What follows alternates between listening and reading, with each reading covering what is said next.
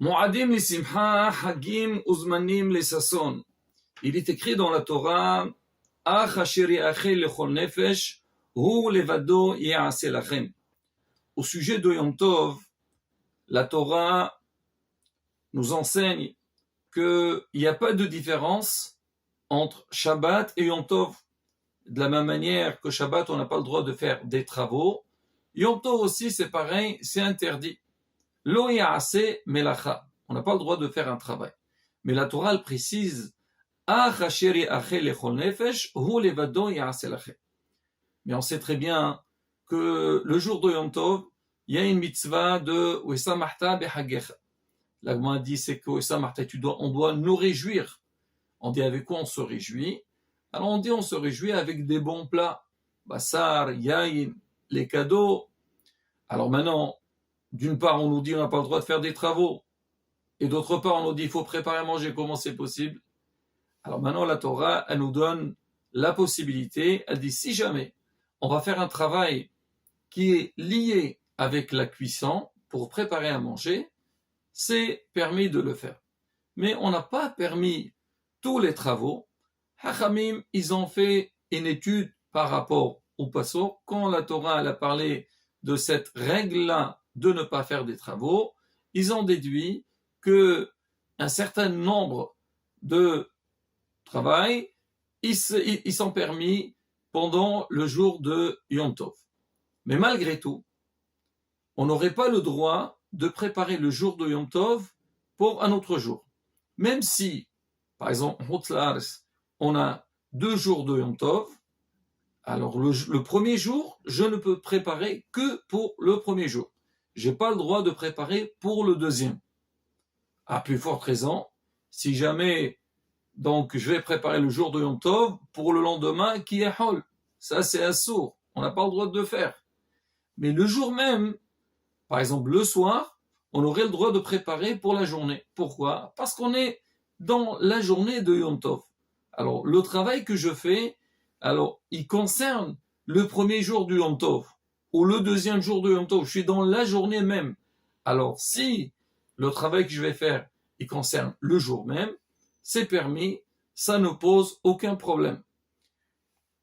Alors la halakha, elle tolère aussi, si jamais, moi, le jour de Yom Tov, alors je prépare à manger, mais je vais faire plus que ce que j'ai besoin. Alors là, même si jamais j'ai préparé et il me reste, alors c'est permis, j'aurai le droit de le manger, donc à la sortie de la fête ou le deuxième jour de Yom Tov. Pourquoi? Parce qu'on sait très bien que Yom Tov, alors on fait plus de repas que la semaine, et aussi c'est très possible qu'on peut avoir des invités, même si on n'a pas prévu des invités. Ça arrive, on est à la synagogue, on trouve des amis ou des personnes qui n'ont pas où passer la fête, on les invite chez soi, et bien sûr il faut avoir de la nourriture pour leur donner à manger. Donc c'est permis. Mais ça, il est toléré de le faire seulement avant les repas de Yom Tov. Mais j'ai pas le droit, par exemple, le jour de Yom Tov, on a mangé midi, après on va dire on va préparer à manger, peut-être on aurait besoin de manger dans l'après-midi ou peut-être on aurait des invités. Ça, à la bouteille, ça passe pas. Pourquoi? Parce qu'en général, quand on prépare à manger, on prépare avant l'heure du repas. Mais une fois qu'on a fini le repas, donc on va pas faire encore une autre cuisson. Maintenant, selon ça, il y a un problème qui se pose, c'est que quand Yom Tov tombe la veille de Shabbat, maintenant Yom Tov il tombe vendredi. Maintenant Shabbat, on a besoin de préparer à manger. Comment on fait? Shabbat c'est assour. À quoi on va préparer? Vendredi. Vendredi on n'a pas le droit de préparer. On a dit Yom Tov, il ne peut pas préparer pour un autre jour, même si c'est Shabbat. Préparer la veille de Yom Tov, alors c'est pas évident. Déjà Yom Tov lui-même, on a toléré de cuisiner, parce que si on dit à la personne, prépare à manger avant Yom Tov, pour Yom Tov, il va te dire, écoute, c'est pas le même goût. La vérité, nous on veut bien quelque chose de frais. On parle de simha. Alors moi je veux kiffer mon plat, et tu me dis prépare-le depuis la veille, mais c'est pas, pour moi ça passe pas trop. On a dit, il n'y a pas de souci. Tu as le droit de préparer le jour même. Dans ça, il y a certaines halachot, mais on va pas entrer dedans. Mais quoi qu'il arrive, quand Yom Tov tombe la veille de Shabbat, on est face à un problème, comment faire pour préparer les plats de Shabbat. Alors pour ça, on a donné aussi une solution, ce qu'on appelle Eruv Tafshilin. C'est quoi Eruv Tafshilin? On va associer donc les plats, les repas qu'on va préparer. Alors comment ça se passe? C'est que la veille de Yom Tov, on doit prendre du pain et un manger qui s'accompagne avec du pain. Par exemple, de la viande, un œuf, quelque chose, mitlapet, c'est marqué avec le pain, et on le prend avant Yom Tov, et on va faire une bracha, et on va dire aussi une phrase que grâce à ce plat-là, on va nous donner la possibilité de cuire, de faire du pain, d'allumer le feu, donc faire tout ce qu'on a besoin de Yom Tov à Shabbat. Et ça, une fois qu'on a fait ce Eruv Tafshilin, il n'y a aucun problème. Pourquoi? Parce qu'on considère que ce qu'on a fait, comme on a déjà commencé la veille de Yom Tov à faire ces deux plats-là, donc le pain et la viande, ce qu'on fait le jour de Yom Tov, c'est la continuité, c'est la suite. Donc je ne vais pas commencer à préparer à manger le jour de Yom Tov pour Shabbat. C'est seulement une continuité. Et à partir du moment, donc, c'est une continuité, ça pose pas de problème et c'est permis. Mais même ça, Rabotai, il y a des règles. Alors la première des choses, donc comme ce qu'on vient de dire, il faut avoir du pain. Donc le pain pour nous permettre à faire du pain. C'est vrai qu'aujourd'hui les gens ne font pas de pain le jour de Yom Tov, mais à l'époque les gens y préparaient. Et même aujourd'hui, il y a certains, ils ont les moyens, de la possibilité de faire du pain. Donc déjà, on prend un pain pour pouvoir faire du pain, enfourner, et aussi dans un plat. On prend un plat. Alors c'est quoi le shi'ur? On dit le shi'ur, la mesure, avec 27 grammes, ça suffit. 25 grammes de pain et 25 grammes du plat qu'on va faire. Mais de préférence, prendre kabetza, 54 grammes. Comme ça a donc le statut d'un vrai repas, d'une sirouda. Alors on les prend, on fait ça avant la fête. Maintenant, à partir de quand? Alors on dit depuis la veille de la veille. Je m'explique. Par exemple, si la fête tombe vendredi, donc jeudi c'est la veille de la fête, déjà mercredi soir, je peux commencer à faire mon Eruv Tafshilin. Et même, donc ça serait bien déjà depuis mercredi soir, je fais mon Eruv Tafshilin parce que nous, la journée commence le soir. Je suis déjà dans la veille de Yom Tov. Je prends donc ce pain, je prends ce bout de viande ou cet œuf. On dit la vérité, vu qu'aujourd'hui on a les moyens pour conserver, il vaut mieux prendre quelque chose de michoubad, quelque chose que vraiment on sent que c'est comme c'est un plat, et donc on les garde pour le Shabbat. Alors on les prend et on fait la bracha, c'est marqué dans les Sfarim, et on dit Bedin Eruva. Donc avec ce Eruv-là, on aurait le droit d'enfourner, de cuisiner, d'allumer le feu et faire donc tout ce qu'il faut de Yom Tov à Shabbat.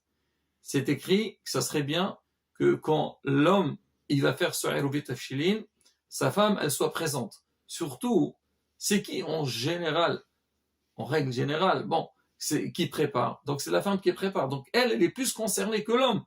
Alors elle qui va cuisiner le jour de Yom Tov pour Shabbat, alors au moins elle écoute cette bracha, et donc elle entend son mari faire le Eruv, et ça lui donne la possibilité, donc elle est au courant, donc cette histoire-là, et pour pouvoir cuisiner. Si jamais le mari n'est pas là, il est absent, la femme aussi elle peut le faire. Parce qu'en fait c'est quoi ça? C'est un moyen pour dire qu'on a démarré donc les préparatifs de Shabbat, donc la femme elle pourra le faire. Donc il faut essayer de le faire au plus tôt, avant le coucher du soleil. Si jamais le soleil s'est couché, on aurait encore le droit de le faire. Et alors même avec Racham. Mais dans ça, il y a des conditions. Si on est parti à la synagogue ou pas, on ne va pas entrer dans les détails. Rabotai, il vaut mieux faire ça tôt. Comme ça, on est tranquille. Alors maintenant, ce Eruv Tafshilin qu'on a fait, qu'est-ce qu'on fait avec? Il y a des gens qui pensent comme c'est une carte d'entrée. Voilà, j'ai pointé, et maintenant ça y est, j'ai tous les droits. Non. Alors, ce Eruv Tafshilin qu'on a fait, alors, on doit le manger. Nous, on l'a fait pourquoi? Pour dire qu'on a préparé pour Shabbat. Allez, il faut le manger. La première des choses, il faut faire attention qu'il ne soit pas consommé avant d'avoir fini tous les préparatifs de Shabbat. Parce que s'il a été mangé avant de finir, alors sur quoi tu te bases? C'est un problème. Donc, on le prend, on le garde, on le met par exemple dans le frigo. Si on veut faire un petit rappel, ou j'en sais pas, bon, chacun il fait à sa manière, et donc, il est présent, et le soir de Shabbat, alors on peut déjà comment on appelle, le consommer. Alors, certains, ils disent, qu'est-ce qu'on fait, surtout avec le pain? On dit, le pain, on le prend, alors le soir de Shabbat, on le prend en tant que lehm mishné. Comme Shabbat, on prend 2 pains. Donc, on prend le pain de Eruv Tafshilin, il sera le deuxième pain. On fait le motzi, on consomme le premier pain et celui-là, on le garde pour le lendemain. La Sorda de midi, pareil, on fait pareil. Et à Sorda Shlishit, on mange ce pain-là. Comme ça, on dit, on a fait une mitzvah avec ce pain, et pour Eruv Tafshilin, on fait encore notre mitzvah avec pour la Sorda Shlishit. Mais si c'est compliqué, alors le soir, on le mange et ça ne pose aucun problème. Alors encore un détail, Rabotai, qui est très important, c'est rapporté, c'est que il faut les préparatifs qu'on fait le jour de Yom Tov pour Shabbat aussi, ça serait bien de les faire le matin et non pas l'après-midi. Pourquoi? Parce que nous déjà on a dit à la base, c'est que le jour de Yom Tov, si quelqu'un il veut préparer beaucoup de plats, même s'il fait plus que ce qu'il a besoin, et bien sûr il va les faire pour la sérouda de midi, c'est permis, il n'y a pas de problème. Parce qu'on a dit, faites, on veut manger plus, peut-être on aura des invités, mais l'après-midi, c'est assourd.